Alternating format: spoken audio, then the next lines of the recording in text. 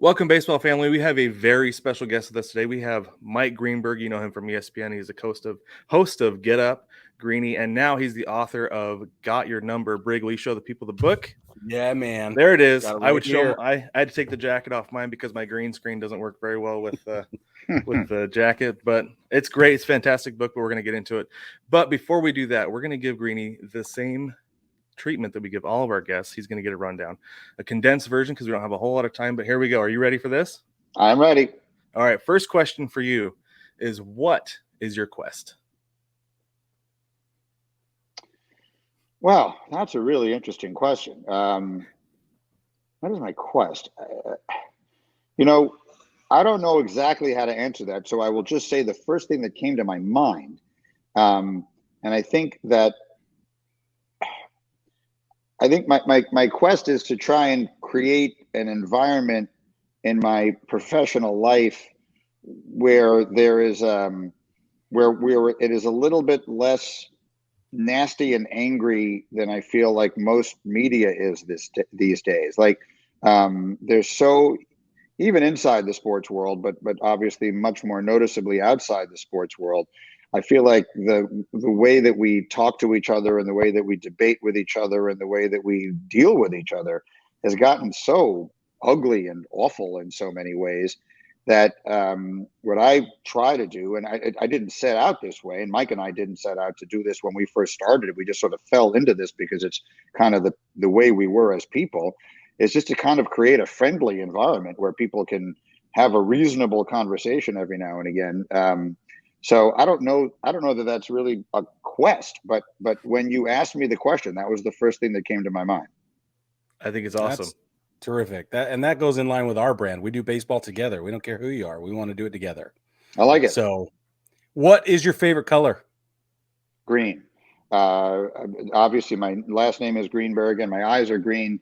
And so that's always been kind of a thing. So if you ever play golf with me, you will see that I always have a green glove. And my golf ball, my little Titleist Pro V1X, has Greeny in green along the side, every single one of them. I will not play with any other ball. If I run out of those balls and someone says, I got a ball for a Greeny, I'll say, no, I'm walking off. I'm done. I can't play without the Greeny ball. And I generally always have something green. So green is it's more than just my favorite color. It's sort of my whole being. That's awesome. That is awesome. Okay, first, favorite baseball team, is it the Mets? Is that right? No, it's the Yankees. So I grew up a Yankee fan. So both of my parents are from the Bronx. My dad, as I have mentioned lately a lot because we're promoting the book, my dad dedicated his first book to Joe DiMaggio, even though the book had nothing to do with sports at all, because he so idolized DiMaggio. When DiMaggio, I was working at ESPN when we got word in the newsroom that DiMaggio died. And I genuinely, of all the phone calls I've ever had to make in my life, calling my dad to tell him that DiMaggio was dead is one of the worst days that I've ever had. And my mom too. My mom grew up walking distance from Yankee Stadium, and she had an uncle who took her to all the Yankee games.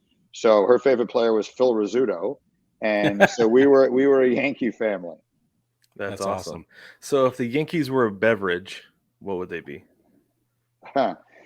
Well, that's a really good question. I mean, so that is that a way of trying to ask me what my favorite beverage is, or is that your way of trying to ascertain what I think the Yankees remind me of? Because I don't know that those are necessarily the same thing. I mean, the Yankees, I think, would like to think that they are like, a bottle of Dom Perignon, like some extremely, exclusive champagne. I don't know. Like most of my favorite sports teams tend to lose a lot. The Yankees are the only ones that don't. So most of them are like the Jets are like a cheap beer. The Jets are like Rolling Rock or something like that. Yeah, Rolling Rock, which is what I grew up drinking from Latrobe, Pennsylvania. But I'll say something more like a Belvedere vodka. How about that? That's a sort of a classy vodka. So on a good day, it sounds good, but the reality is most of the time it just makes you angry. Yeah. We had somebody who's a Red Sox fan called the Red Sox orange juice and toothpaste. So I kind of like that. Yeah. I hadn't thought of that. That's not necessarily a beverage. I Right. guess it could be a beverage. A combination, I guess. A lunatic, but I like Yeah. that. As a Yankees fan myself, I was very pleased with the orange juice and toothpaste reference. I thought that was fabulous. That's funny. All right, if baseball was an ice cream flavor, what would it be? What's the most, baseball is apple pie, right? So, I like a scoop of vanilla ice cream on a nice warm apple pie. So I'll go vanilla, even though that's gonna, if you just took that out of context, it would sound like I was diminishing baseball, because people have a negative association. People will think I'm saying baseball is vanilla, which it is most definitely not. But I mean, I guess nothing is more sort of distinctly American than vanilla ice cream. I don't even know why I'm saying that.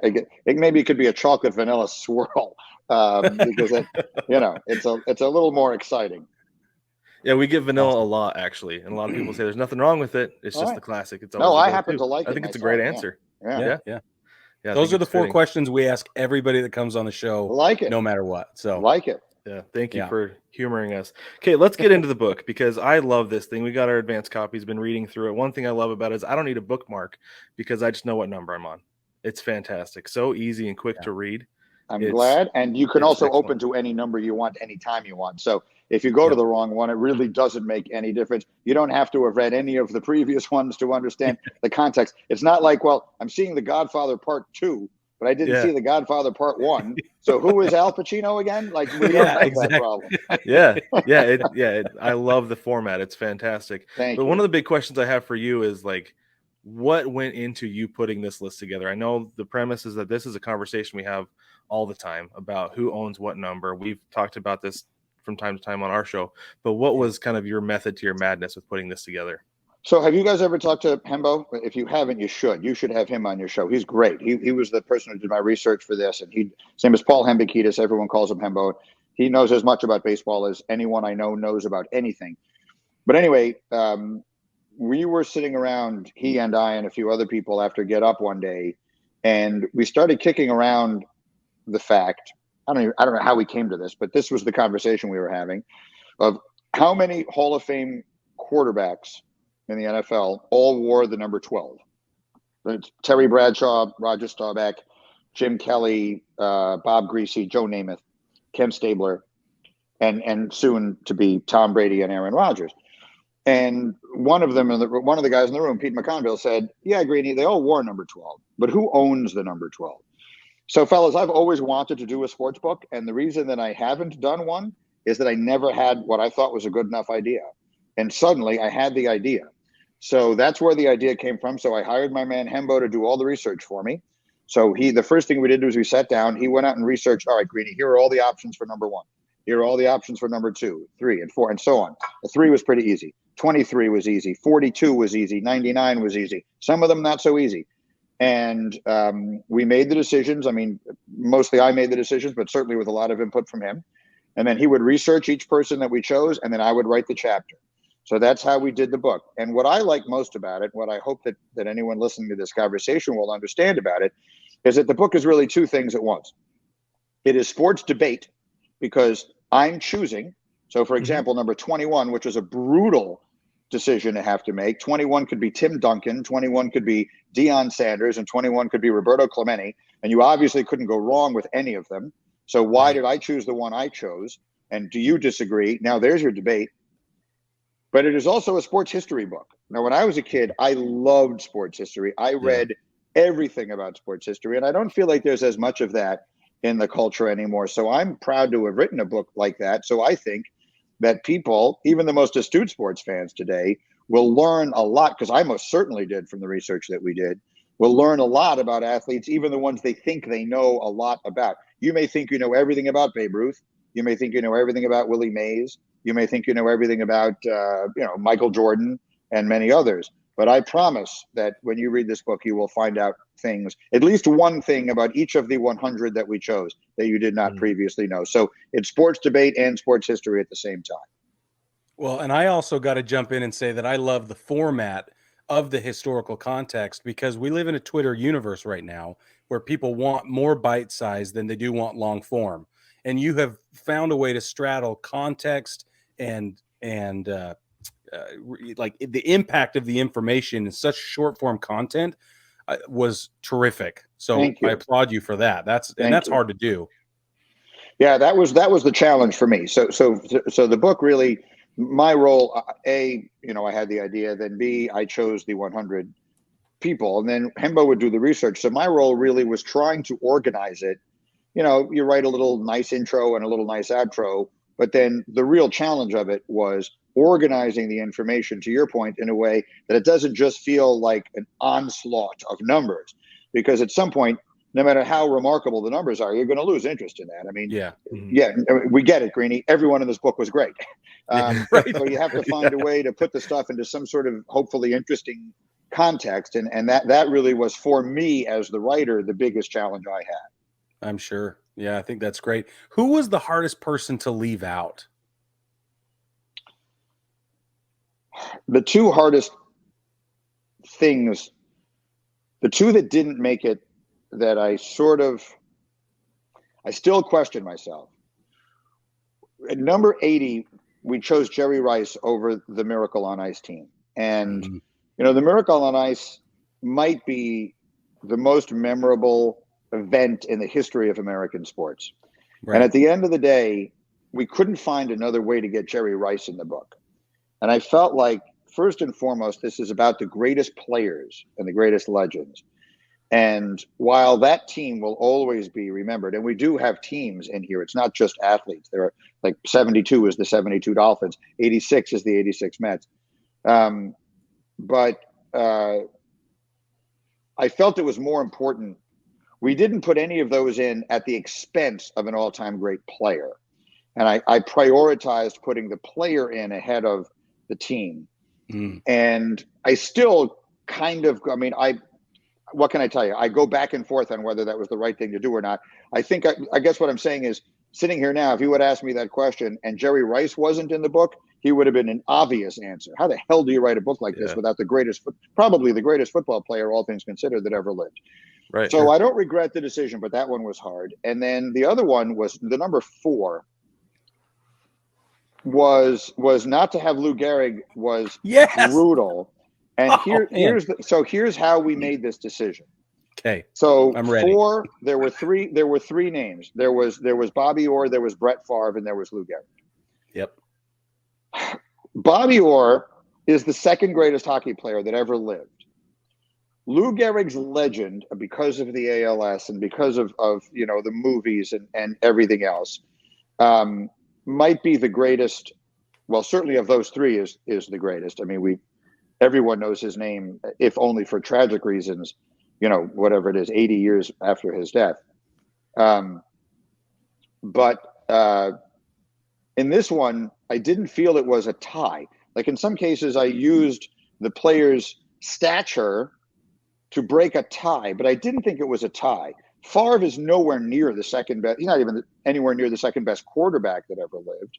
Right. Sure. Gehrig is the greatest first baseman that ever lived. But if I were to make a list, if you're going to make a list of if you're just naming the greatest baseball players that ever lived, you're going to say a few names before you get to his.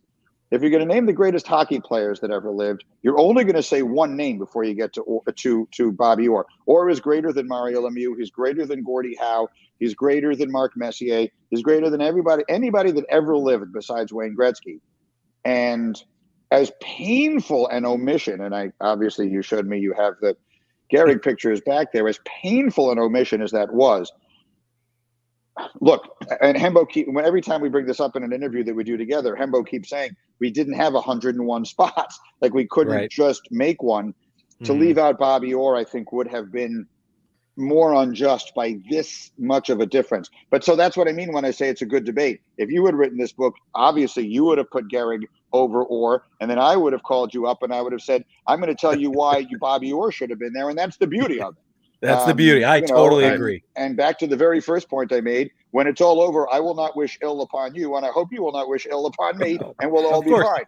And we're more than entitled to disagreeing about something that at the end of the day doesn't really mean anything.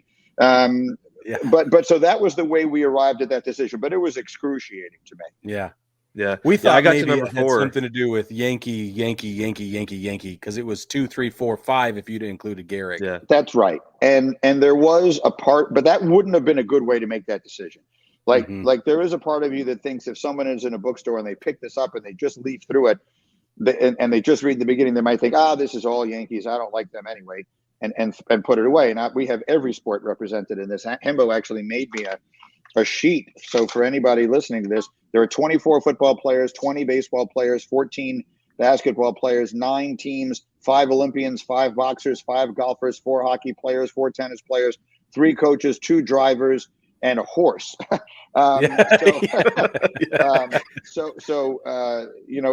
was a but yes, it would have been all Yankees at the beginning, but that would not have been a good reason to omit a guy who, look, no one needs to tell me the legendary stature of Lou Gehrig. Actually, another one that would have been very tough for me, if we couldn't give DiMaggio 5, then I might have written a book that left Lawrence Taylor out, and that I just couldn't do it because Lawrence Taylor got 56, and I was able to give him 56 because we gave DiMaggio 5. Right. But in my opinion, when I think of the number 56, I think of that streak more than anything. That is the most, and I think at this point, with the way so many people feel about the home run records, I actually think the 2 most beloved records in American sports are Ripken's consecutive game streak and DiMaggio's hit streak. So that would have been a tough choice because you can't write a book like this and leave out Lawrence Taylor. He's the greatest defensive football player that ever lived. So the conversation we're having, it gives you a sense of it was not easy. Like, these were hard decisions to make. They were fun, but they were hard. I love it. Yeah, it's fantastic. I got to 4 and I was like, okay, I can see that. That makes sense. Okay, one more question. We'll let you go. This is a strictly baseball question. Baseball has an eyeballs problem. What needs to be done to fix that? They're doing it already. I love what they're doing with the pitch clock. Are either of you opposed to the pitch clock? Nope. Used to be, not anymore. All right, excellent. I would love to have that debate. I've asked on my radio show for people to call in. I've promised them they will not get yelled at. I will not shout you down. I want to hear a person make an argument against it. And I want to make sure, now this is a baseball podcast, so I'm assuming anyone who's interested and you guys is already going to know what I'm about to say. But when they talk about the timeless beauty of baseball and they say that the best thing about it is that it doesn't have a clock, this isn't what they mean. Right. What they've always meant is that it doesn't have a clock. The game doesn't end when a clock strikes 0, the way it does in basketball and in football and in hockey and in almost every other team sport. You have to get 27 outs, and you still do. That has not been changed by this. What we have done is remove 25 minutes of nothing from the sport, and unless you really will miss the opportunity to spend 25 minutes watching people spit and scratch themselves, I don't think anyone will miss anything. In fact, it is mostly the people who are complaining about this that I think will enjoy this the most, because the game this year, I think, is going to look more like it did when I was growing up in the 70s than it has since the 80s. So I think the sport is going to have a great year. I think the numbers are going to be really good. I think I read a story on the air today about how the Mets and their owner, Steve Cohen, have instituted a policy where they are selling tickets for $15 to college students. If you have a college ID, you can get tickets to a game for $15. I think that is such a great idea. They should do that with high school kids also. Like, you want to attract younger people. If you go to a baseball game, the experience of going to a baseball game is so singular. It's so fabulous.